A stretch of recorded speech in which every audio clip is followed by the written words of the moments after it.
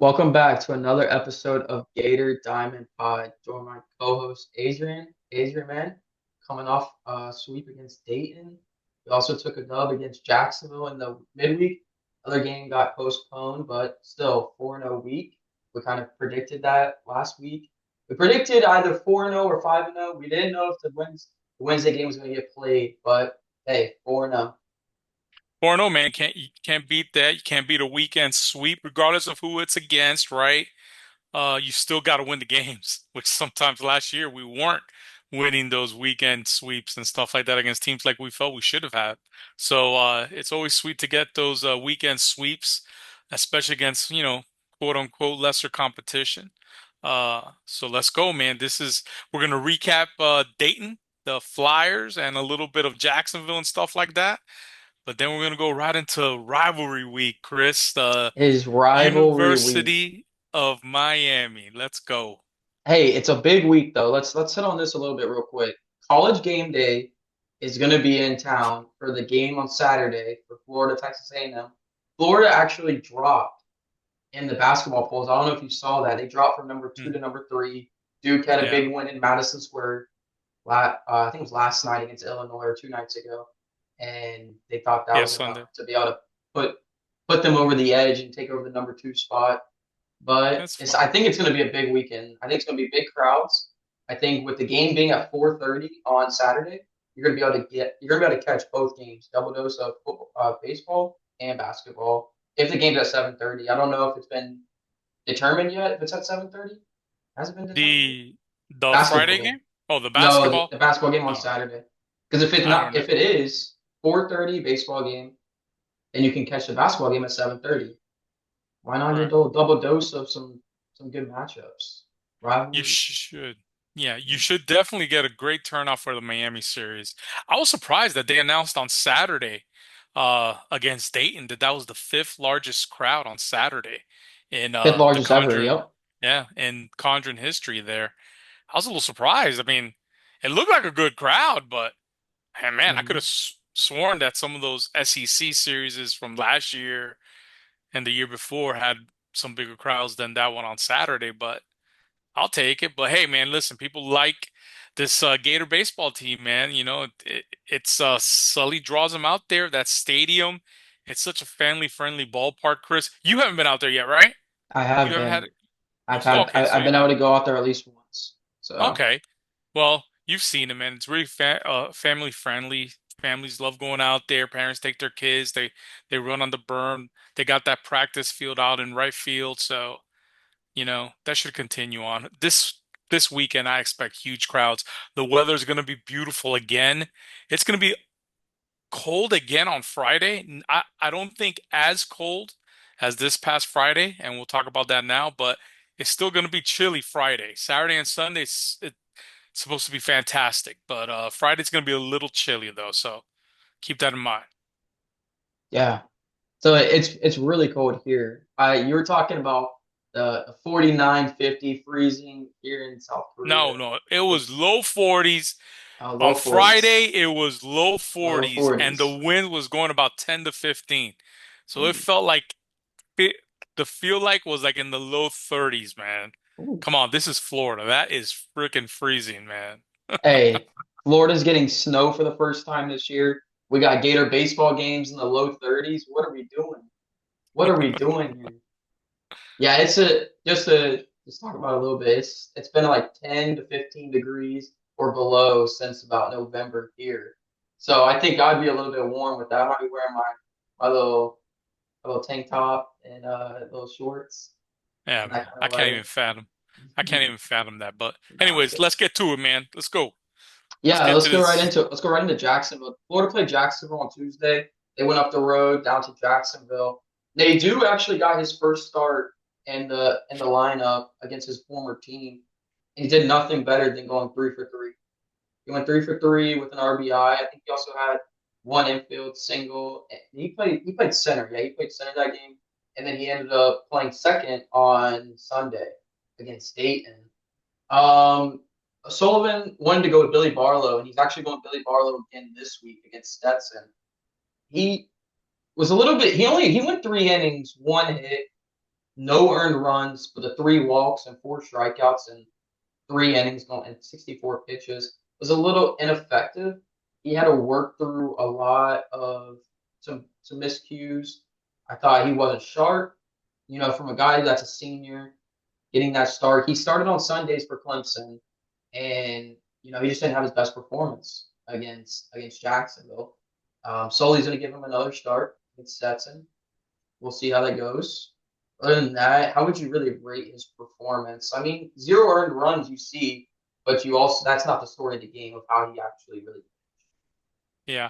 Yeah, that was pretty much Billy Barlow that we've seen in the preseason during the fall ball. You Mm-hmm. know, throws throws pretty hard, has arm talent, but it's just the whole consistency thing, right? You're just Mm-hmm. putting it all together, he'll look really good for about, a handful of pitches, and then he'll lose the strike zone really good for about another handful of pitches, and then he'll find it again. And it's just the roller coaster up and down. And I think you experienced that against Jacksonville, right? That little roller coaster up and down where he looked good. You thought, oh, okay, yeah, he's gonna put it together here, string some good pitches, get some outs here, string them going, and then all of a sudden he'll just lose it again, walk somebody, maybe hit somebody. I don't know if he had a hit batter or not, but They had just one. he had one. Okay, so just the up and down. So we'll see if he could gain some consistency. I think he's your midweek starter guy. Mm-hmm. I think that's who Sully's gonna want to be going with. We had talked about Aiden King, and it looks like remember we had talked about maybe Aiden King having some midweek starts. I Mm-hmm. think we've pretty much have answered that, and it's kind of like what I said. What I told you was weekend bullpen being one of the two or three guys coming out of that bullpen in the weekend was more important to Sully than a midweek starter. And I think that's going to be the role for Aiden King, and we've already seen it. So I think those midweek starts are going to be Billy Barlow's, man, unless he just is completely ineffective. Sully's probably just looking for just 4 to 5 innings, to be honest with you, Chris. If he could get Mm-hmm. 4 to 5 good innings out of him, and then, mix and match the final 3 or 4 innings with the bullpen, and then, in these midweek starts, kind of what happened to us last year was not only did we not get the pitching on them, right? But we also didn't get much offensive production in these midweek games, man. So now that's why every game was such a struggle, okay? Because you were in tight ball games with the latter part of your bullpen. Well, you're not going to win a lot of those games probably, Chris. So that's what happened last year, man. So hopefully the offense is able to carry the team a little bit further in these midweek games, and you can string along some victories here. So we'll see. Stetson's a good ball club. We'll talk about Stetson here shortly, but they're a good ball club, Chris. But anyways, that's all pretty much that I had on Jacksonville. Just kind of what I expected. Mm-hmm. It Yeah. it was Also, good to get the win. It yeah, it was was good to get good. the W. Yeah, because we were, I think it was 2-0 for a while until Bobby Lozier hit the Yeah. 3-run homer to give us the lead, and then Brody Donay also homered. But I think it also stuck out with Luke McNeely. We're seeing him more of a role of not a closer. We're seeing him more in that middle relief, getting that two to Yeah. three innings. He ended up going 3 innings, 1 hit, 7 Ks against Jacksonville. Be able to get through that. Billy Barlow, I just want to speak on that a little bit. He's not Florida's pitching is built around guys that they can strike out. They have a lot of strikeout power, but Billy Barlow is not that type of pitcher. He's going to be more your ground ball.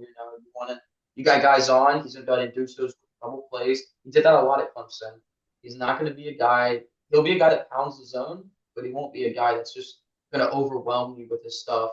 His changeup's good. His fastball can sink, but it's just going to be more of getting those ground balls and maybe induce some short flyouts. If he can be able to keep his sinker down. Cool. But yeah, well, let's get into Dayton. What a great weekend it was. The Gators have opened the season with a perfect 7-0 mark, hosting double-digit victories in all three of the weekend series for the first time since when? Before Kevin O'Sullivan got to campus. 2005 was the last time that we did that. Florida also has won each of the last 6 games, scoring 10 or more runs. The first time the program has done that since 2003. The Gators also opened up this season with consecutive series sweeps for the first time since 2023.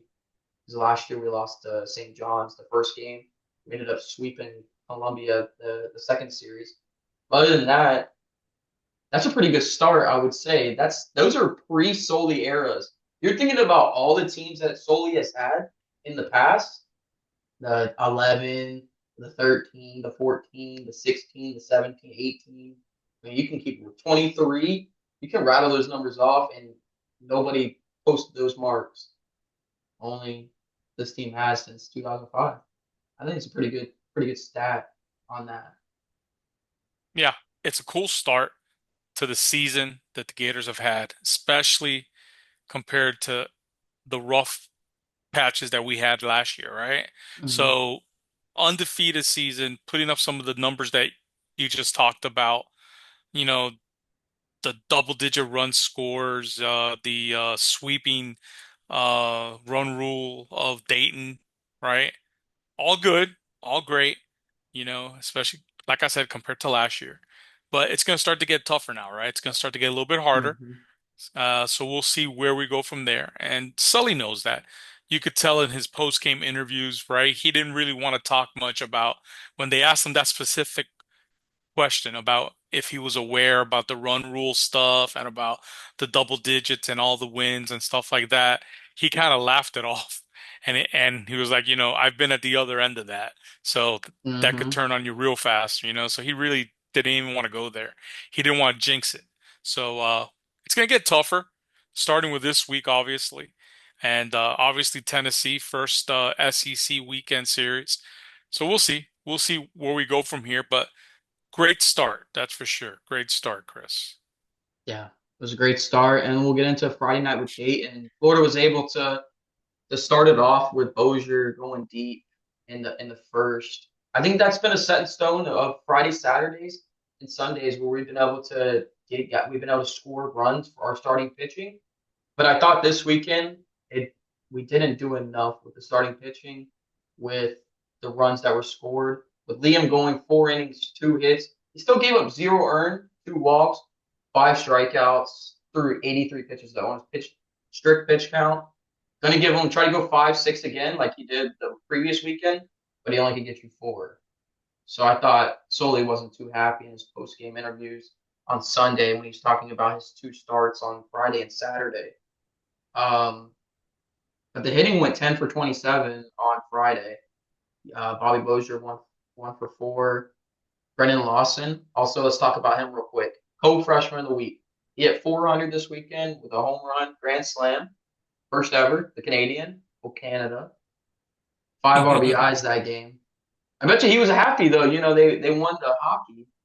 Yeah, I wonder if he had any smack talk to the players and his in the dug, teammates. in A the locker little, room, I'm little, sure. little, Canada with that. But on the other end of that, I really like how what Soli's doing with his bullpen. Going from Liam, he went to 3 freshmen. Hayden McDonald is a red. We talked about this. He's a redshirt freshman. But going to 3 freshmen right after Liam in a Friday night game weekend. Obviously, we're up big at the time. We're up. I think it was around 7-1 when he came into the game. Um, I thought it's still good to get them experience, like Barbary, McDonald, and we finally got to see Christian Rodriguez, and I thought he was as good as advertised. That changeup on TV was disgusting. I couldn't imagine seeing it in person. That Bugs Bunny changeup. Yeah, C-Rod. C-Rod looked really good. Brendan Lawson, people are finally starting to see a little bit about what we talked about so much Mm-hmm. during the off season, why we followed the draft so hard on that.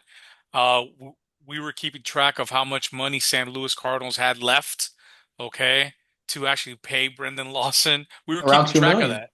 Yeah, because we were really, really anxious to get him on campus. And people are starting to see that now. People are starting to see why Sully even went out of his way to put him at first base just to get his bat in the lineup. Okay. Mm-hmm. You're starting to see that now. And what you're seeing is, like I posted, he's a professional hitter. Okay. Mm-hmm. He could He's got a sweet swing. He has his hand started up high. But what a sweet stroke he has, man. He could take it to right field. He hits it where the pitch is thrown. He hit it over the fence, going to right field, and then same way he took, what was it, a slider on the outside part of the plate and took it to left center, almost hit it Mm-hmm. 380. Next year, that's a home run, right? Because, you know, he's probably not going to like me saying this, but he's still young. And he still has a little bit of what I like to call baby fat on him, man. He needs about a good year in the weight room, at the training table, eating right. And next year, those balls he's hitting to the 380 sign in left center, that's going over the fence, dude. Okay, Oppo, right there, next season. So he's just a solid, solid ball player. Um, gonna be one of the better hitters in college baseball here in the next couple of years. I got no doubt. He'll be one of the best hitters in college baseball. So Brendan Lawson is definitely gonna be one to keep an eye on and enjoy at the University of Florida for sure, Chris. And then some things that don't even that post on the stat sheet is he almost had two 3-run homers. I think it was on Hmm. Sunday, where it was Yep. just missed. But it doesn't show up in the stat book. But you see the power that he has. And then Air Force weekend, he had 2 outs that were recorded at 104 and 106 off the bat. Usually those are hits in most people's books, but just unlucky with that. From Correct. Friday, do you have anything really more to add? And Nah, more man, pitching, batting? you pretty much covered it all, man. Look, the weather had who knows what type of an effect it had on Liam and on Barbary and on Caden, but all three of them looked a little bit off compared to how they looked the previous week, right? And then with Liam, to like the casual fan will just look at that and be like, well, he didn't give up any runs. He didn't give up any Mhm. runs and he had some strikeouts. I mean, heck, he looked great. But if you're Sully and you listen to the post-game comments, Sully has to look at it through the backdrop of SEC play, right? Yeah. And when you need that many pitches and to go through 4 innings against a team like Dayton, okay, he just translates, okay, how would that performance have played against an SEC ball club Or who even had come into, Miami this week. or even Miami? So that's where he knows that that performance wouldn't cut it in a Friday night SEC or this Friday. Okay. And that's what he's trying to get out of Liam.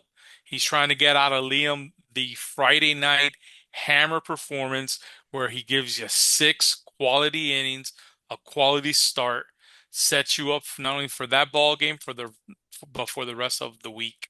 So that's Mhm. where we're at on Friday. Could have been the weather. Hopefully that's what it was. But like I said, it's going to be almost as cold this weekend. Okay, this Friday.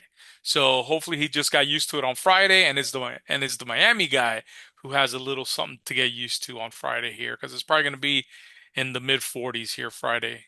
Come game time, Chris. So we'll see. But that's pretty much all I got for game one, man. You pretty much covered it. Yeah, we'll move right into Saturday. Jake Clemente, again, he goes 4 innings. So two starts right there, Friday and Saturday, where Friday, Saturday, the previous week, we got two quality starts. People will say this is maybe a quality when if stat bookers are just looking at stats and not pay attention to games. 4 innings, 1 hit, 0 earned, 2 walks, 7 strikeouts. He also posted 12 swing and misses on his fastball through 4 innings. So his fastball was his best pitch last year. You could see it with guys that he was getting a lot of swing and miss on the fastball. So I was like, let me track it a little bit with this.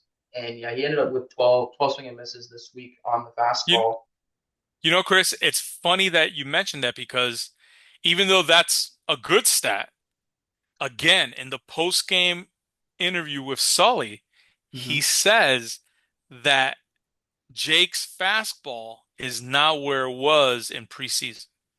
And it was something that they had to take a look at.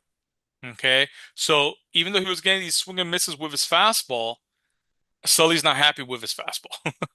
I don't see the movement on his fastball that I've seen in the past. Sometimes his fastball has that little cutter motion in Hmm. to the right-handed hitters. That's devastating. I mean, wood bats, he'll be breaking them left and right, but I haven't been seeing that movement. And it could be just a little difference of a mile or two, or where he's releasing it, that he's not Hmm. getting that cut to it. I think that might be what Sully's referring to, because I haven't seen that this year from He's also Jake missing since the season high. started. He's also Yeah. missing really high with his pitches, and you can also see that from last year. He was doing the same thing where he would miss high, miss inside, and then he'd have to relocate. But then by that time, hitters are sitting on the fastball. So you're getting in hitters Hmm. counts, and that's the time where you don't want to do is get in hitters counts, and you give up Yeah. hits, you give up runs, and that's where you run into some problems Yeah. with that. I think Jake also had a couple of hit batters also too, right? He had a Yeah, couple he base had on two. balls He had and two. two hit batters. So he had four free passes in 4 innings. Not good. That's too many. That's not gonna cut it, man. That's not gonna cut it in SEC ball games. That ain't gonna cut it. And Sully knows that. Sully knows that that's a recipe for disaster, dude. When you're giving out one free pass an inning and you need 60 something, almost 70 pitches to get through 4 innings against Dayton, Hmm. right? Sully wasn't happy with that. So he wasn't happy with both those starts, Friday and Saturday. He said that he was happy with everything else from the weekend, except for those two starts. So we'll see, man. That's we'll see how it is for this weekend. But On Saturday, Colby Shelton also went 3 for 5 with three RBIs, and then another guy I just want to point out, and I'll let you speak on it a little bit, Adrian. Frank Menendez. oh yeah, yeah, We Frank. was it David Rosenberg has been calling for Frank Menendez to finally pitch. Frank in the offseason definitely slimmed his body down and was Hmm. able to slim his body down a lot, and you could see his fastball rising now to 95 from the I mean from the left side out of the bullpen. That's going to be a huge arm for us because last year he was only sitting what 89, 90, and be able to work in Right. his changeup, his curveball. Now he's up to 95. I mean he's just going to be really good with that.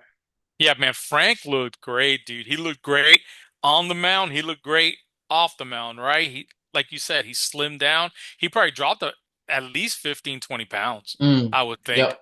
At least 15 pounds. You know So he that. looks really good. His Hmm. his hook was also nasty, man.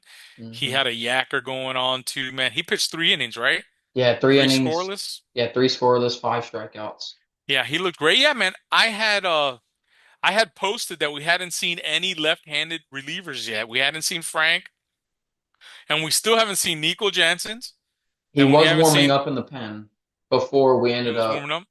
Yeah, Yeah. well, I don't know. Actually, Billy Barlow was warming up in the eighth if we didn't run roll him on Sunday. I can't remember when Nico was No, getting warmed up. that was Philpott. Sully said that Philpott was going to come into the ninth. He mentioned Uh, that in the post-game interview. well, Yeah, they Philpott. didn't pan over to the bullpen, but Cardoza got it wrong. He said that it was Barlow warming up in the Mhm. 10. So Yeah, Philpott then. that's Have what we Sully said. saw have we saw Philpott Philpott yet? pitched. Yeah, Philpott When? pitched an inning or two I in can't the remember. in the Air How, Force series. Yeah. how's that Um, dropping for me? I can't and we remember. haven't seen Macaulay Bymiller either. McCall Bymiller. So, couple left-handed arms. I'm surprised we haven't seen Nico yet. Probably that cancellation against FAMU Hmm. has a lot to do with not having seen a couple of those guys. Sometimes it's just like in football, right? When you got studs all over the place, people are like, Hmm. well, so and so's not getting the ball. Well, there's only so many plays in a ball game that a coach could like dial up, right? Because this guy's got to get some balls, this guy's got to get 10, 12 carries. I mean, there's only so many plays.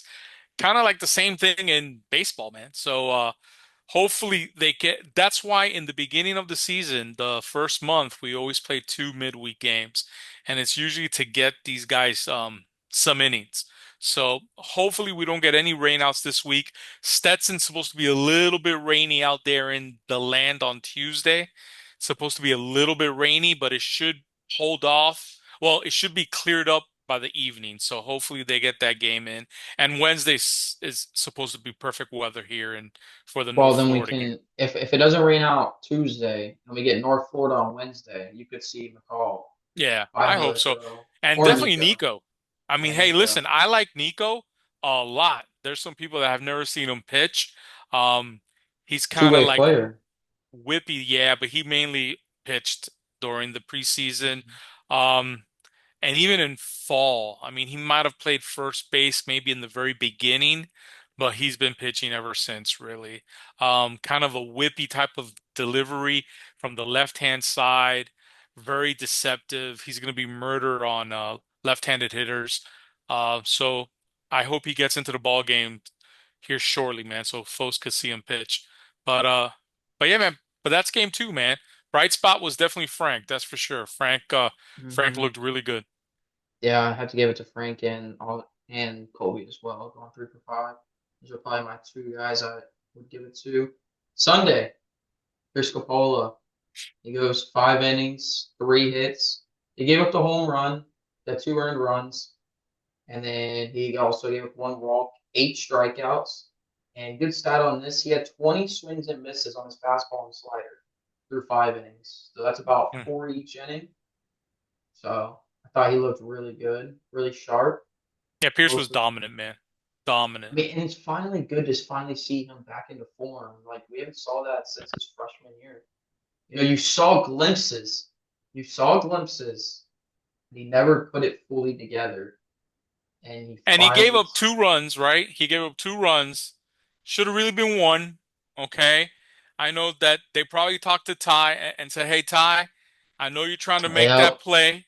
the Okay. I triple. know you're trying to make it, but you Yep. got to read the ball game. At that time, you have to read the ball game. You got a dominant pitcher up there. Okay. If you go do or die there and you give the guy a free triple, right? It's probably a free run because there was no outs. It was the leadoff hitter. So can you maybe feel more comfortable going for that with 2 outs? So these are all things that the ball player has to be thinking about, right? Well, his Sometimes, slide, his slide just didn't even look right when he yeah, just dove out with his hands out, and it just didn't even look like he was close to the ball. I don't know if he was trying to just trap it or he was trying to like I couldn't tell because his glove was so far out that it didn't even look like he was going to even make the play. I just yeah, think he was just too far diving out for that. He's got to make that yeah. read on that, and coming into those a high pressured situation games, I think he'll take the one drop of it and then be able to just get it back Well, in instead of giving up a triple. you got to take it all into its totality, right? He had no outs. If it was 2 outs, go for it, right? Go Hmm. for it with 2 outs, right? Because then, okay, fine, you could still have Pierce go ahead and mow down the next hitter. But now you're giving him 3 bites at that apple to score you from third base, right? So, and Pierce almost got out of it. He punched out the next guy, and then the other guy, I think, got a sac fly, and then he got the other 2 guys out. Yeah, the sac fly was to left field. Yeah, so he almost got out of it, but it was tough. So it was tough for him to give up his first run of the season like that. That's why I was a little disappointed. But Ty made up for it immediately though. He got a RBI base hit like the very next inning or Yep. something like that. Gators So were pretty good for quick him. to score back on that right back in the fourth inning when I think Lawson doubled and then moved over to third. Or no, he Ty singled up the middle and scored Lawson out of that. And Florida ended up scoring 4 runs that inning actually with that. Lawson went 2 for 4. Evans went 2 for 5. Colby Shelton went 2 for 4. Big guy came off the bench. Kate Curlin finally got his bat a little bit going. He's finally not getting unlucky. I thought, was it Saturday or Sunday where I think it was Saturday, where he hit the ball off the guy's leg, right back up but it still went right back up the middle, and he hit that ball really hard. I can't remember what game it was. It's gonna happen. He's just been getting unlucky, and he finally was able to get his 2 hits and 2 home runs with that, 4 Yeah, RBIs. man. I mean, I guess he was making a statement to Sully about not starting him, right? Um, you know, couple guys had days off. We gotta talk about that, right? So Sully gave all the right-handed, like 3 big right-handed hitters days off. Chess match. I called All it. I right. texted you that. Brody, Yep. he gave Brody, he gave Ty, and Mm-hmm. he gave Cade. He didn't have him in the starting lineup. Post game, they anticipated that they were going to bring in that lefty who struck Who out the side on Friday. who said Lou that Palma. mid game? Who texted you that mid game that he's putting a Yeah, chess match together? Solely La is a Palma. mastermind because the Gaddy looked good. We got to give Gaddy his credit. I mean, through 4 innings, he looked decent. His changeup was going away from lefties. He was able to use it effective. I mean, he doesn't have overpowering stuff, but and then you finally saw when they brought in a guy that throws. And this is the good thing. I'll say this real quick: is we saw 88 to 89, 90 all weekend, and there was a lot of swing and misses on it. A lot of swing and misses on 88 to 90 pitches. But then once they brought in a guy that throws 93, 95, you didn't see many swings and misses. You can Yeah, tell that Florida obviously sees their pitching enough. Then they have a lot of hard throwers. You see 93, 95, and that's just a normal day for them. 88 to 90, it's like waiting for a changeup yeah. They for like the most of hard the stuff, guys. man. They like the hard stuff. But But that's yeah, encouraging. yeah, for sure. But then Sully said that they did that on purpose because they knew they were going to bring in that lefty, and then he Mm-hmm. had all the right-handed bats ready to go. And that's kind of what he did, and that's kind of what happened. So, and that lefty didn't throw the same that he as he did on Friday. Uh, he still looked okay though. I mean, he had a couple strikeouts, but they were able to get to him. And so, hey, Mm-hmm. man, hats off to Sully, man. He played that one well. So Cade came off the bench and hit those 2 home runs, man. Good for him, man, and send us home early. So Yeah. that's not bad at all. Yeah. One thing left before we move away from this Dayton series. I know you want to talk about one player from Dayton over there, Ryan Lugo. What did I say Mitchell. though? What did I say? What did I Mm-hmm. say? We talked about him last week, and what did I say? I said keep an eye on him. Why? Why, Mm-hmm. Chris? Why did I say Because the keep an eye on him? transfer portal next year. Transfer portal guy. For some reason he got away from the Florida schools.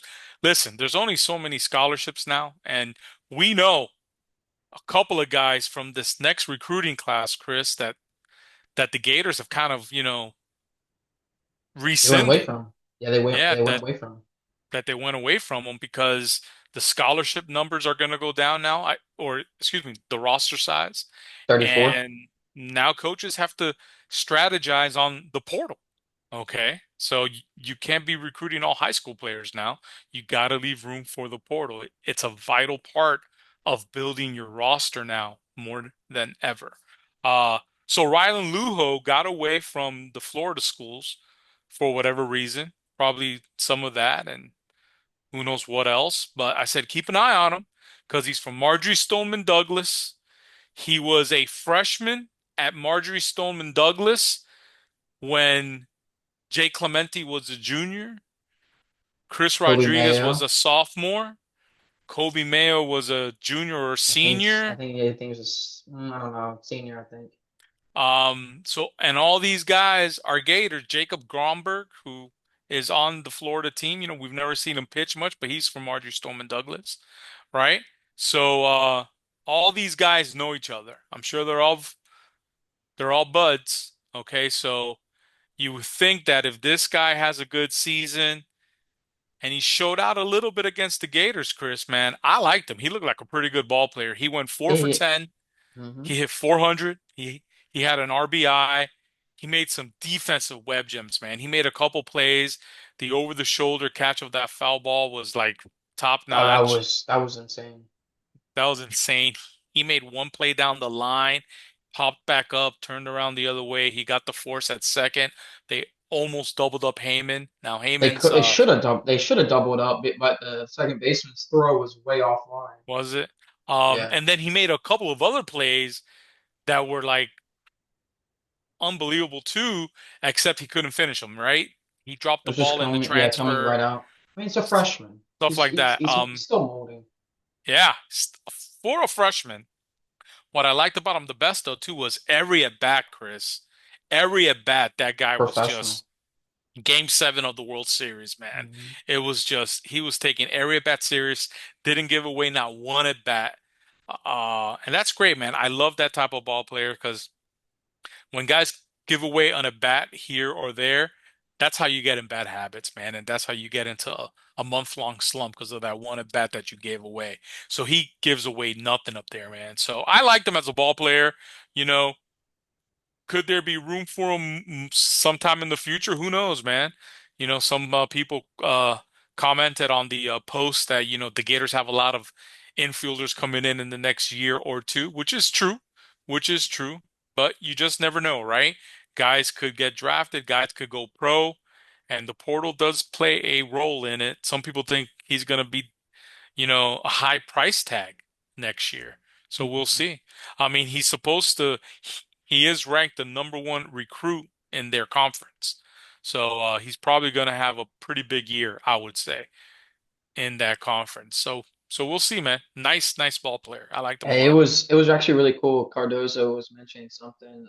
Freshman. It was Aiden King versus him, and he was like, "Who's gonna win the battle?" He battled Okay. King really hard, and he Yeah, actually ended that up was a getting good a one. hit. He ended up I getting a hit hit up the off of middle. him right up the middle on him. I was just being able to see the battle. I think it was a really like a six pitch at bat. I'm gonna say. Fouled off a And I few pitches. believe Yeah, and I believe that the hit came off a nice slider or a nice split finger that Aiden threw, I and think he just so. served it right back up the middle. He just served it Mhm. right back up the middle. He got himself a base hit there. As he develops, as he gets stronger himself, the power's going to kick in more for him. Watch, you know. But he's only a freshman and he plays beyond his years because he doesn't play like a freshman, Mhm. but he's going to develop more. Hopefully he gets some development there at Dayton as far as in the weight room and stuff like that. But I Mhm. definitely see him transferring here in the next year or two. Who knows where? We'll see. Maybe But so. like I said, man, during the post-game handshakes, right? You just, introduce Slide yourself. him. Yeah, slide him a little. Slide him the contact. Go for it, Stetson. man. We got two midweek. UNF That's Stetson. yeah, Stetson Stetson. started off the season pretty good. They beat UConn, they beat Penn State, they beat Missouri, and then they lose to Michigan. They beat UMBC, they lose to Iowa and Notre Dame. They're 4-3 so far, but the record really, I mean, it might not show maybe how they are. I'm pretty sure they're returning a lot of players, returning a decent amount of players. They're always solid in the midweek. I don't. I think they play better in midweek sometimes than they play on the weekends. They always like to play gritty, tough games against us. Look, Stetson's not going to be a piece of cake, man. Stetson, they do return their entire infield, Chris. Returns from Hmm. last year. They are a very senior heavy ball club. They were picked to finish first in the Atlantic Sun. Okay. So this is a team that's picked to be a conference champion. They got somebody that sounds familiar who starts at center field for them, and I believe is their leadoff hitter. You know who I'm talking about? Not drawing a. Landon Russell. Name ring a bell? Mm, Landon Russell. He was the here last guy, year, man. yeah, the community. He Wasn't he went, here last year? yeah, he went community college, then to Florida, and then now he's over at Stetson. Yeah, he was a Gator last year. He was one of those Look at you guys doing that your homework. yeah, you like that, huh? That Sully threw in there last year, see if he could spark something. Every now and then it looked like he might, Hmm. be a spark that the Gators had, but could never quite get over the hump with the bat. I guess he ended up transferring to Stetson. He hit the portal himself. He's starting for him in center field, but they got a pretty senior heavy ball club, Chris. Their whole infield, like I mentioned, their shortstop is very good. Um, their first baseman's very good. So we'll see. We'll see. The thing with these midweek games is how they handle the pitching staff, right? Hmm. Sometimes these midweek guys go ahead and they throw you their Saturday guy at you. Okay, try and get 4 innings from their Saturday guy.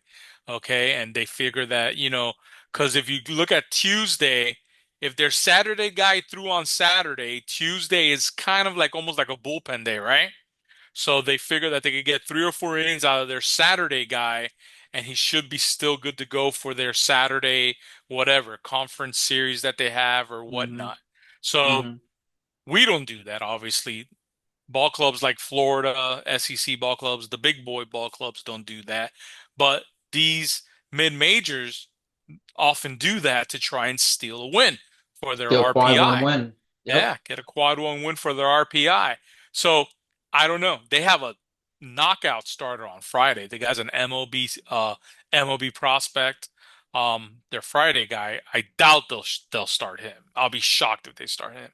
Yeah. But we'll see how they handle their pitching. It's at Stetson. Um, it's going to be a challenge for the Gators, man. It's not going to be a walk in the park. That's for Hmm. sure. It's Wednesday, different story. I think North Florida at home. Florida Yeah, should they lost the first two to Notre Dame, and then they took one from Notre Dame. Then they beat FAMU, and then they took four from Brown. hmm, So I North think Florida. I think we should be able to fare pretty good against them. Midweek. Hopefully we can see more lefties out of us. Probably throw We should. Nico. Hopefully by Miller. Adrian, it's time. The U, right? The U. You. What are you doing? The No, U. you throw it down. There you go. Throw it down. Throw it down. Listen, That's gotta be the thumbnail for this tweet or this I pod. I always got to say it every year that we play Miami. I got to mention, I grew up a big Hurricane fan, kind of like Cardozo. I think Nick Delatorre might have grown up a UM fan too, right? We're all South Florida guys. I was raised down there. I got all bunch of friends down there in Miami. I think you played with the My name first, on the field. The guy that's on the yeah, field, the name, the didn't you head play with them? coach, JD Arteaga was on my T-ball team when I was 6 years old. So played Mm-hmm. some little league with him also. So a lot of connections to the U. My high school used to work at Mark Light concession stands. That's how we paid Mm-hmm. for our uniforms and stuff like that. So we used to do the concession stands at Mark Light. So a lot of connections with Miami. So it's always a big series for us South Florida transplants, so to speak. Yeah. Um, so we'll see, man. So we're gonna get into the U, man. So go for it. What do you got on them? Well, we'll start out real quick with Kevin O'Sullivan is 41 and 18 against Miami. He's 23 and 9 at home. So he's dominating them at home. You would think maybe he's dominating them a little bit better at home. Usually you're home in a way, usually you're better at home. But I think he 18 and 9 also away from home. I think he owns that stadium over there in Alex Rodriguez Alex Field. Rodriguez Field. It's not Alex. I think we got to call it Kevin O'Sullivan Field. And you got to name Kevin O'Sullivan owns the state of Florida. Let's just say that he owns taxes in every park in Florida. Florida's also 22 and 8 against Miami in the last 30 meetings since we played them. But this is also not this. That's not the biggest stat this weekend. Florida's got a chance if they take two, if they sweep or they take two of three from Miami, they can break even in the all-time series at 134 and 135 right now. Mm. If we sweep them though, we take sole control of the overall series. We have one time we tied them. Not sure which year we tied them, but also the big Wow. time here is this Kevin O'Sullivan has ended Miami's season in 2009, 2010, 2011, and 2015 in the College World Series. What time? College World Series, Miami just can't hang the big boys, I'd say.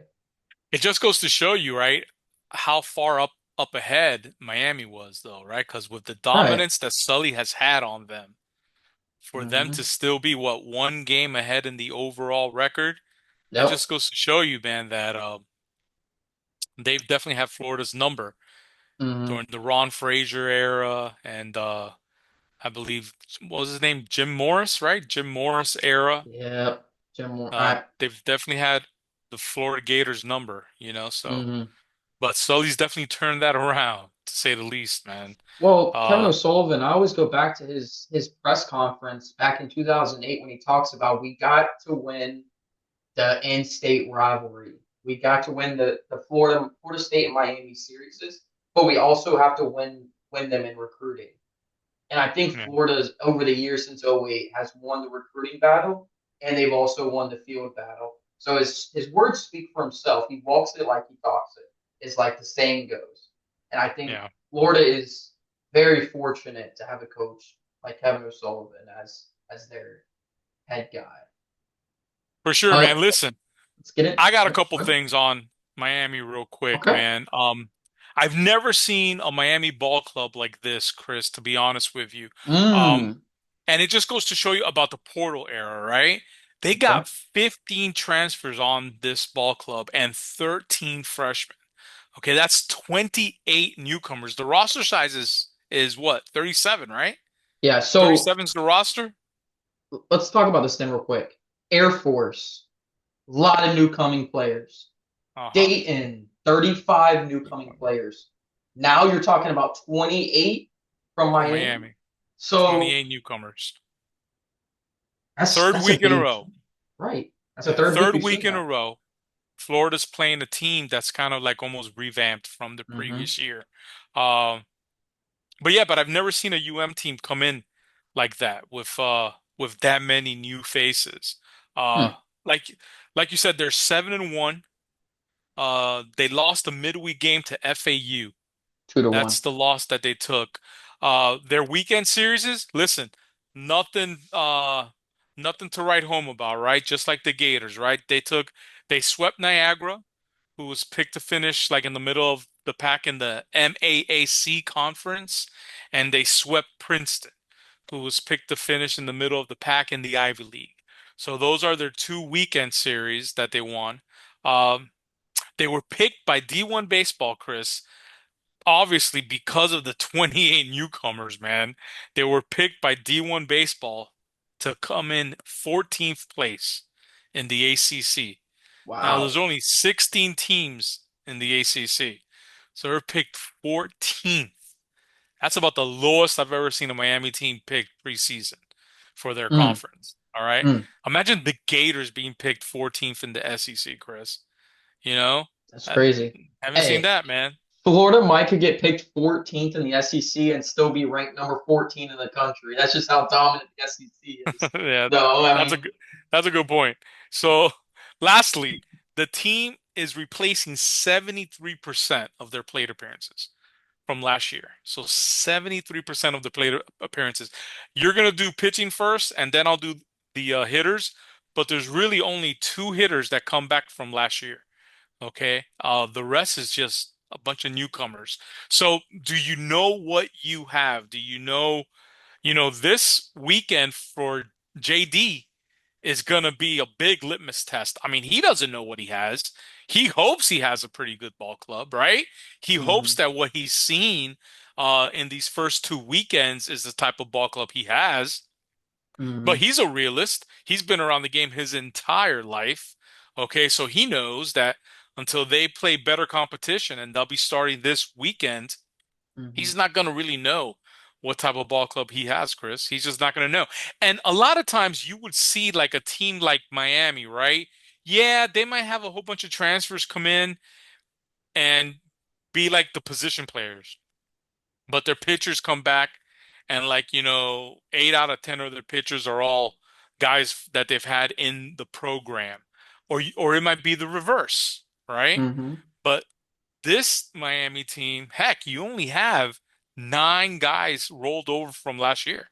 So pitching, bullpen, position players, they're all fresh faces, man. They're all newcomers there. And we're going to talk a little bit about them and about what they've done this year, what they've done at previous stops, and what could we expect here in Gainesville, man. So what do you got for the pitchers, Chris?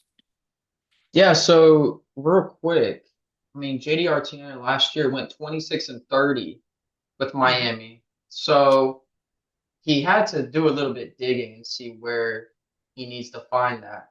And I'm trying to find this real quick, but I wanted to one up your stat. I don't like to one up or talk anything, but I was about to try to find this real quick on D1 baseball, but I'm pretty sure I read in one of my scouting was 80 they lost 89% of their starting innings of their innings last year from pitching.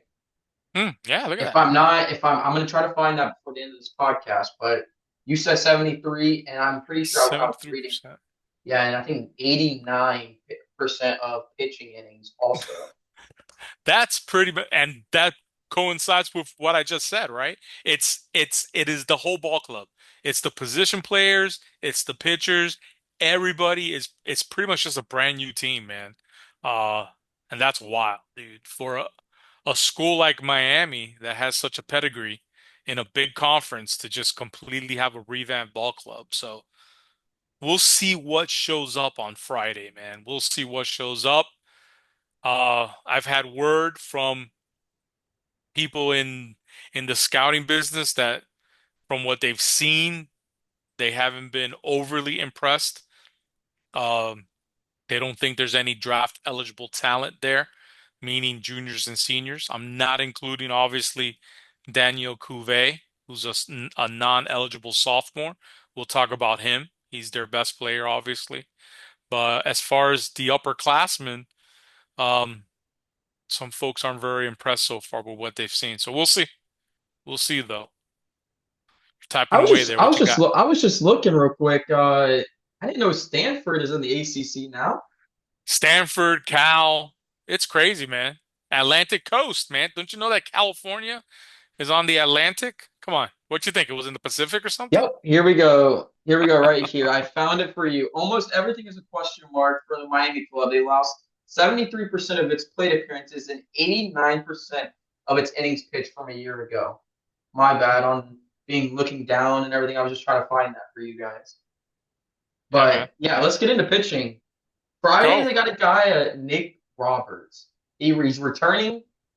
It's just crazy because we talk about all these new guys. He's a returner. His fastball is 91, 92 with a slider 81, changeup 86. This year he's gone 10 innings, one earned, 12 strikeouts. His last outing against Princeton, he went 5 innings, 2 hits, and 0 earned, 8 strikeouts.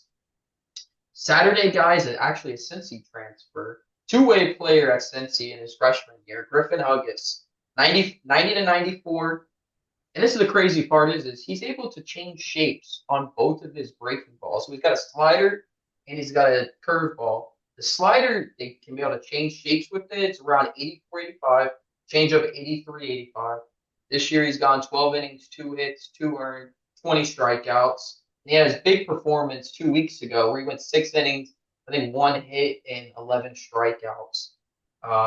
Last outing he went against Princeton, 6 innings, 1 hit, 2 earned runs, 9 strikeouts.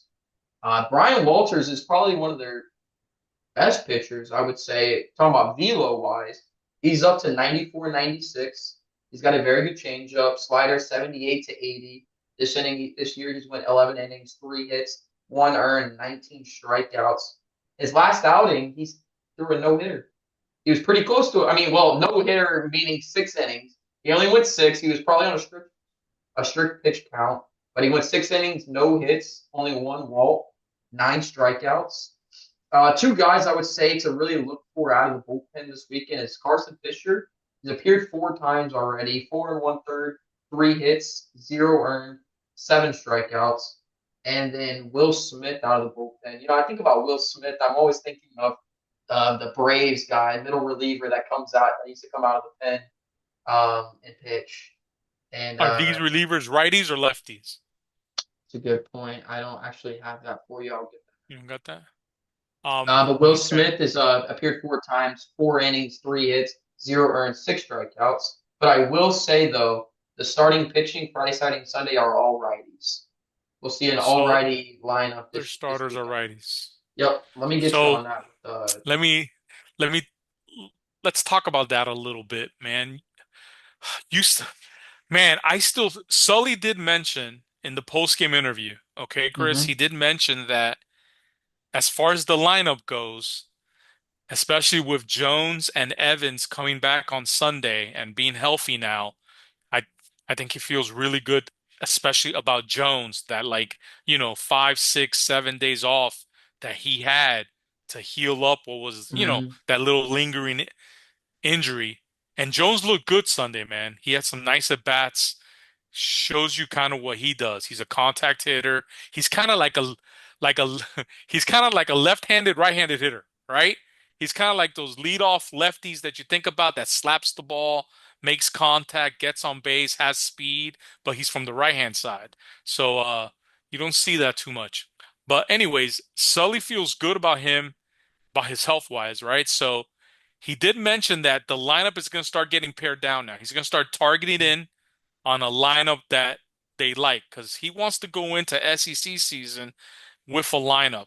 Um, you know what? I thought that there might be more of a platoon opportunity, maybe at third base, maybe in center field, with Bozer and Stripling at third Stripling. base, Jones and Yost in center field. But Bozer has had an outstanding start to the season, Chris. Um, he was a little quiet during the preseason, okay? To be honest with you, Chris, Hmm. I was a little bit, I knew he was a good player at USF. He was probably one of their best hitters, if not their best hitter. Well, he was a little quiet during the preseason and during fall. But this season, he's gotten off to a great start. I think right now he's one of the most valuable players right now. Okay, and in that two hole, he's doing fantastic in that two hole right now. I would not touch him from there. Um, He's been able to so go opposite ways too, left yeah, field and right field. He's not with just a power, with yep, power. He's had yep. a couple wall scrapers, man, that have come real close, and I think he's got what, like 3 homers already, no? I Does he think have three? I three. I think think he three, and has then three. Done Yeah, has four. four. Yes, yeah, so he has three and he's just missed a couple more. So with Miami coming in with righty starters on Saturday, uh, excuse me, on Friday, Saturday, Sunday. Um, I'm trying to see what type of lineup Sully's going to put out there. If he's going to put out a lefty dominant lineup, that would include like Stripling. It would include Yost. Um, you think he could take Yost out of the lineup? So it all probably comes down to also scouting report. They do a lot more in-depth scouting than we do. We're not sitting there watching how they throw the righties, how they throw the lefties. Maybe they're not good against righty matchups. Maybe righties take advantage of them. Maybe lefties take advantage of them. That's also where they like to plug and play. They have the more in-depth analysis on that. But Yost, I would say he needs to stay in the lineup. Yost is a spot So, where it's really hard, but he's a guy that's been so consistent. But where do you because put I him? think You got Jones. if you're facing an all-righty staff for Miami, right?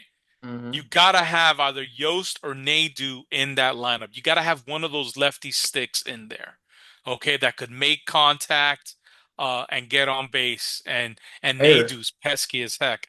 So I'm telling you, the only position that I see right now is Oh, I also have DH something slot. for you. DH slot. Will Smith and Fisher are both righties also.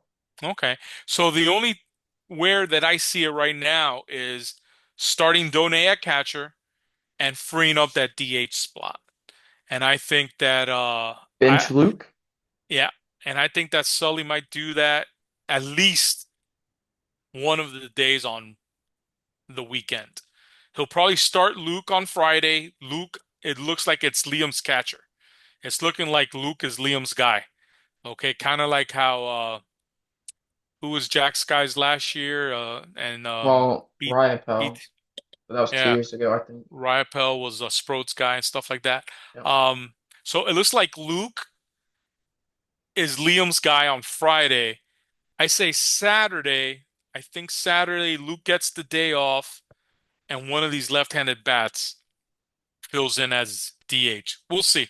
I mean, Luke could go on Friday and go 4 for 4, right? And you can't take him out of the lineup Saturday now. Okay, This but lineup's streaky. Anybody can yeah. go for 4 days. It's just them putting Well, it that's what together. I said. And when you saw, not one lineup was the same this past weekend. They were all different. And what did I mention on the podcast last week, Chris? I mentioned you could pretty much get 14 names, 12 to 14 names, put them in a hat, right? And just randomly pick them out 1 through 9, and you could get a lineup with these guys. And that's what the depth of this team means. That's what it Hmm. means right there. It doesn't mean that you have 6 guys that are first rounders, okay? Because you don't. You don't have that, Hmm. okay? But you got 12 to 13 guys that you could pretty much put their names in a hat, put them 1 through 9 and say, let's go. You know, that's what you have. That's what you Hmm. have. And I think Sully likes that. So we'll see, man. That's my Yost and Nadu, man. Those are two bats, man, that right now, man, I really would hate to not have them in that starting lineup. So we'll see. We'll see, man. So what else you got for the pitchers? That's it? That's who I have. Yep. I All go with right, two man. bullpen and their three arms. Who do you have All for right. hitting?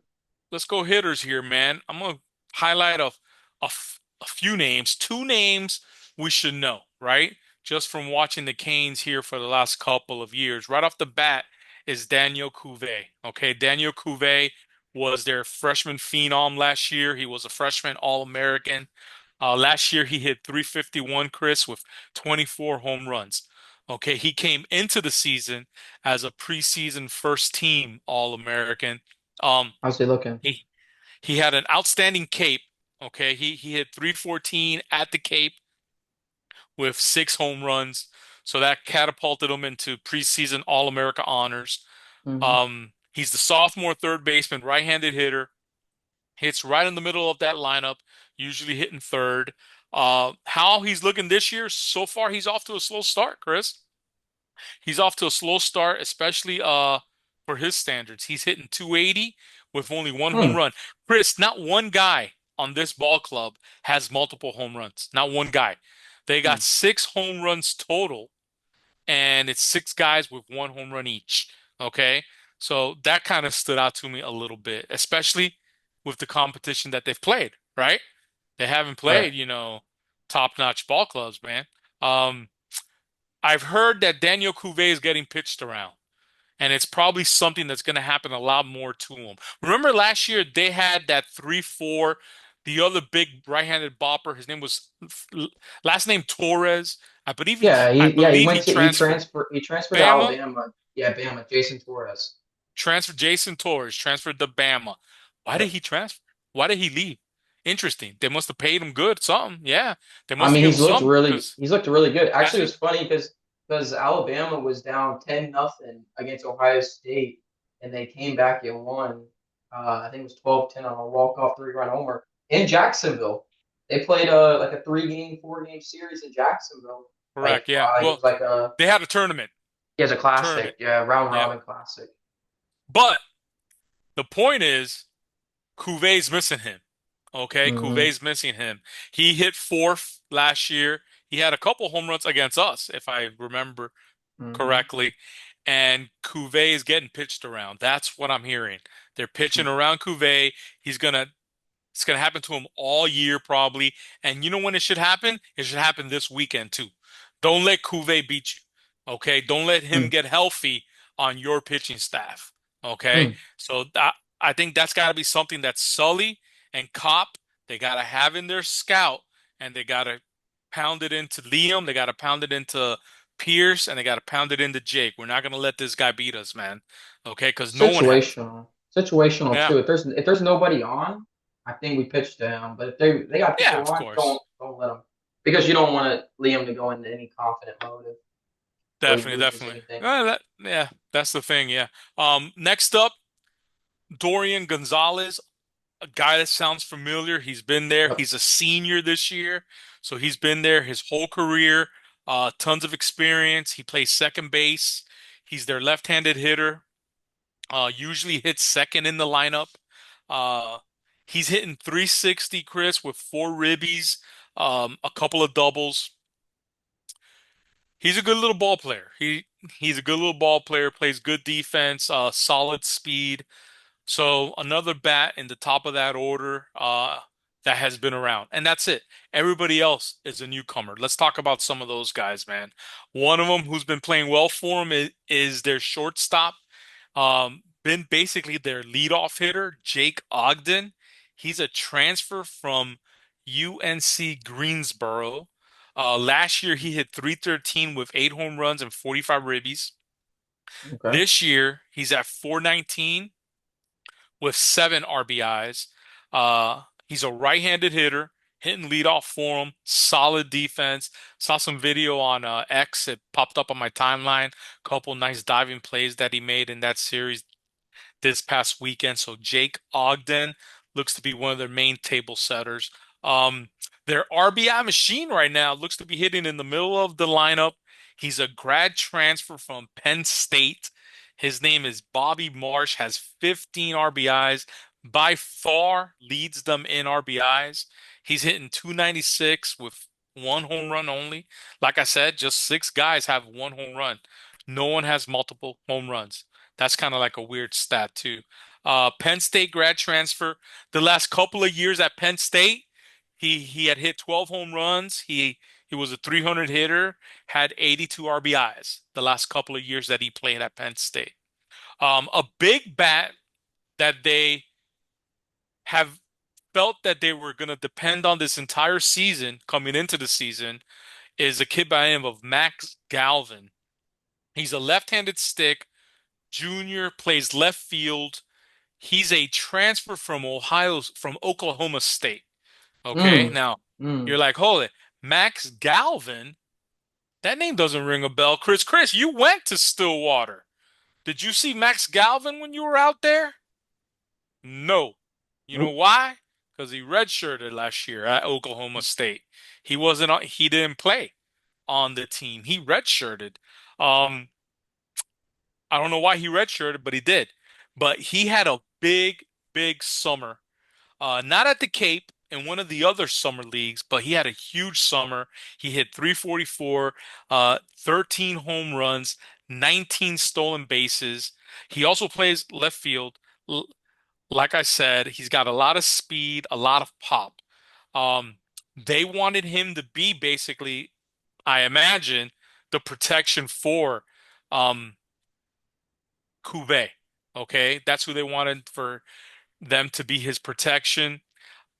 So he's getting pitched to, but Hmm. until he, I guess, produces more home run power, they're going to keep pitching around Cuvée, right? So we'll Right. see. Max Galvin, left-handed pop. Curious to see what he looks like. Okay, but he's one guy that, like I said, they've been depending on this year, um, not only to produce, but to provide some protection for Cuvée. Their top freshman, the last guy that I'll go into is their center fielder. He was a highly ranked player coming out of high school. His name's Michael Torres, center fielder, outstanding defensive player. That's where he makes his bones. He has a cannon for an arm from what's been scouted. Um, he's struggling at the plate a little bit though, Chris. He's a freshman and he's got some freshman numbers right now. He's hitting 143. So he's Mm. well below the Mendoza line at 143. He's hitting like eighth or ninth in the lineup. He's got a lot of speed. Guess what? You never want to give guys free passes, and those are guys you don't want to give free passes to, right? When the game starts Friday and Saturday, whatever, and you see Michael Torres come up on the board on the scoreboard up there, and it says 143 batting average, better not walk him on four pitches, man. Nope. Okay, those are the ones Nope. that if you walk on four pitches, Sully's gonna call timeout. He's gonna do that his little walkout out to the mound. He's gonna say something that takes like 2 seconds and turn around and come back. That's And when then you'll and see Sully then do then that. 97% of the time they'll throw the It's a next pitch a strike. strike. So Anyways, that's pretty much. And then the rest of their squad, I could just go into a bunch of other guys in their starting lineup that are all transfers. Um, no one is jumping out at you with huge numbers. Like I said, no one has double digit home run numbers yet. So we'll see, man. It's a team that not even their head coach knows what he has, much less us. So we'll see what they look at come Friday. But those are just some of the names to keep an eye on, for this weekend, Chris. two questions, Adrian. Do they strike out a lot? Or is their low averages more strikeouts, or are they just putting the ball in play? Do you know off the top of your head? Top of my head, I don't have that information, Okay. Chris. Okay. All right, I don't have that information, Chris. But I was looking at some of their numbers. Strikeout percentages were in the 20-30s. Okay. 20-30 strikeout percentage, which Already? is, Oh, percentage. Oh, I thought you were yeah, saying 20 to 30 strikeouts percentage. already. Okay. Yeah, which is not awful, but it's okay. Miami's posting a 293 average so far through what 8 games? I think eight Hmm. or nine. Eight, You 8 games. 8 games, only posting a 293. I mean, it's right there, but you can see they're down. That like with what were we saying? Kuvez only at 280. They have some inflated with their other guys, but it's gonna be still a work in progress with this team to see is where's their identity? Who's going to be their identity? And let's hope it's not Coupe this weekend. Let's hope it's not their Yeah, pitching this weekend. Let's not let a yeah, freshman two beat us. things. Let's No, let's take two advantage things. of this. Yeah, Go ahead. I say two things, right? Only two things are gonna beat you this Yeah, weekend. Will be if their pitching really is as dominant as they've it's appeared on advertised. paper. Okay. What's our strikeout percentage, Chris? We've been striking out a lot less, right? Strikeouts like hitting wise. Yeah, we've been striking out a Uh, lot less, right? yeah, yeah, definitely. Big time. Especially compared to last year. So, with that being said, we should be able to make more contact.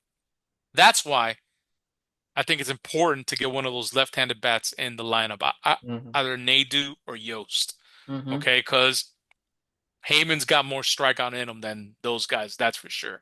So you're gonna get beat if their pitching is dominant on you, obviously, and if Mm-hmm. Cuvée goes off on you. Okay? Mm-hmm. If Cuvée goes off on you, hits, five, 600, has about, two, three, four home runs, and knocks in Mm-hmm. 8 to 10 runs, you're gonna get beat this Yep. series. Yep.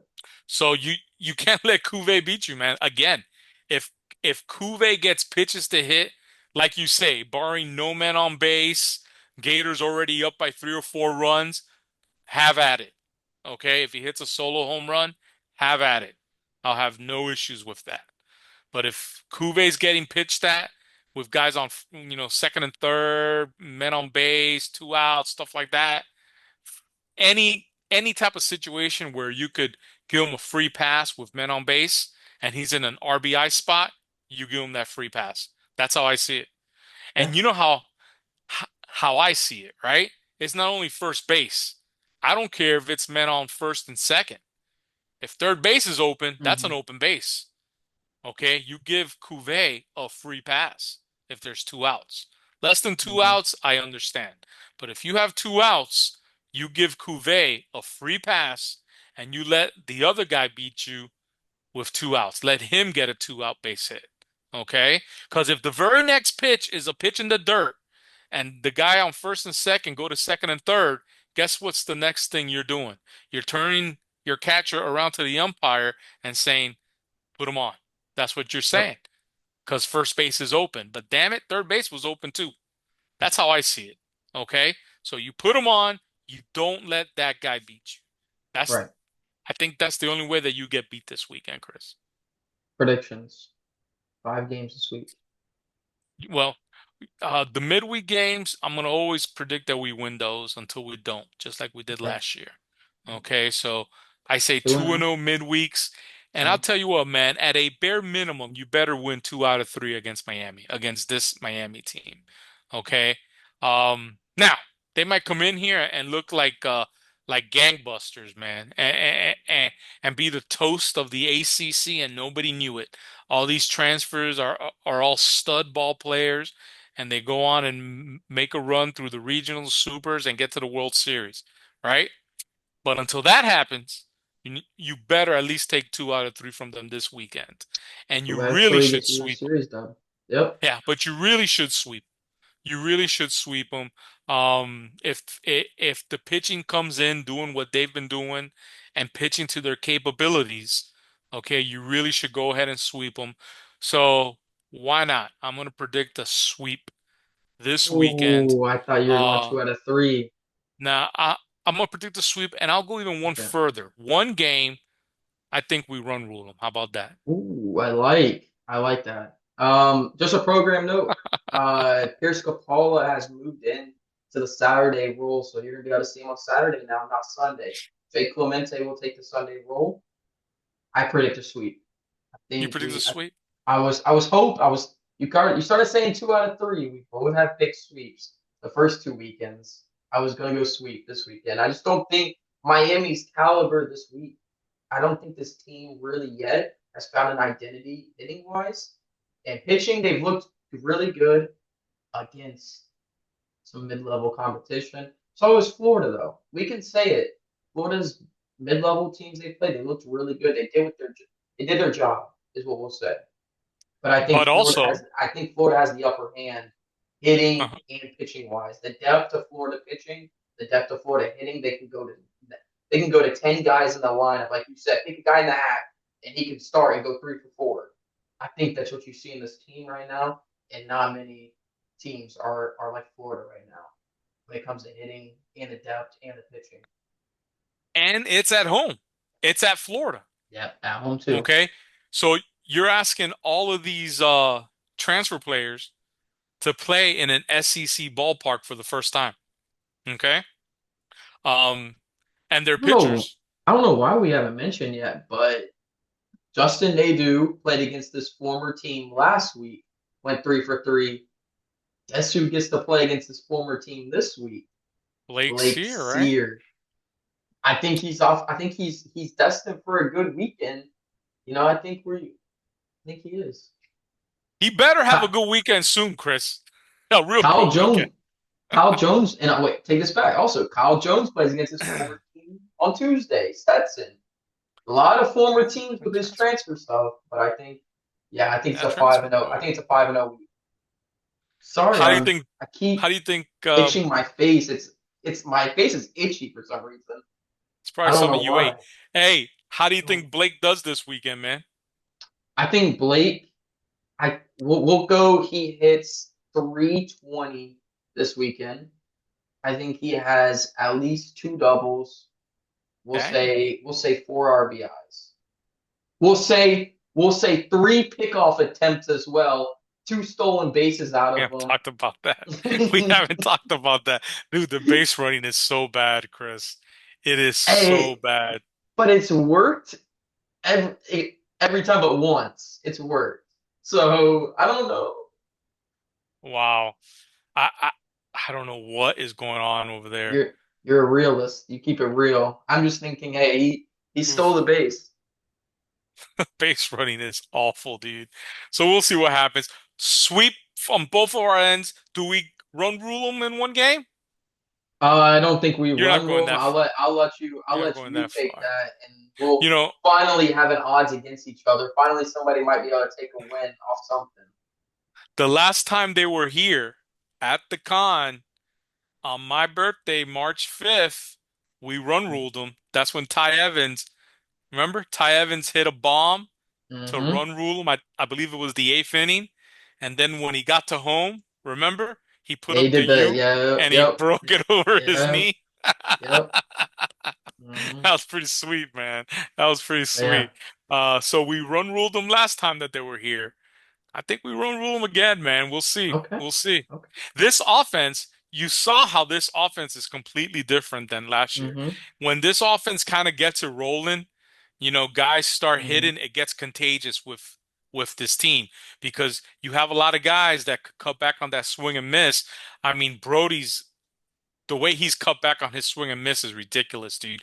We I didn't talk think about that, but those he's. sliders he laid off, and you mentioned it. You you posted it. Those Mm-hmm. sliders he laid off, and he was so close to swinging too. He checked Mm-hmm. his swing on like three or four of them. But last year, guaranteed, guaranteed, Chris, he's swinging and missing and striking out on those pitches. And he took walks on them on Mm-hmm. this weekend. That's so Seven impressive. games. 7 games so far. 1 strikeout. Damn, that's crazy, dude. I would have One never, strikeout. never believed that that could be possible with Brody based on what you saw last year. So good for him, man. He's improved with that so much, Mm-hmm. dude. So hey, we've gotten to the point with Brody, right? That you could start saying he's due, right? He's due. He went the whole weekend without hitting a Got a long home ball. run. So maybe Brody decides on this weekend to stretch out a little bit. Yeah. Stretch out a little bit the arms. That'll Yeah. be nice to see. Let's get some power in that That'll in be those hips nice. again. But yeah. All right, man. Hopefully we got some Well, good pod for next week. Yep, we'll have a good pod. Hopefully, we sweep them. We take advantage of that sweep that we predicted. We'll see if we run rule or not. Let's see who gets the prediction right this weekend. But yeah, as always, thank you for tuning in. For right now, I just want to give a program note. For right now, the podcast, sadly, well, not sadly, but it's just going to be on Spotify and YouTube. We're still working through some things with Apple. I don't know when it's going to be back up, but if you're on Apple, take over to Spotify. If not, you can join YouTube, get a nice view of us. You can see our beautiful faces in the pod instead of just listening to us now. But yeah, sweep this weekend. Go Gators as always. We'll catch you next time. Give us a follow. Give us a follow and a like and all that Like and good stuff. subscribe. Yep. Like, Go subscribe Gators. on. Hey, if you want to comment on YouTube, give us a comment. See us what if you guys want to hear anything. You guys want to see something a little bit different. We'd love for feedback. We're all about it at all. But yeah, as always, go Gators. Go Gators.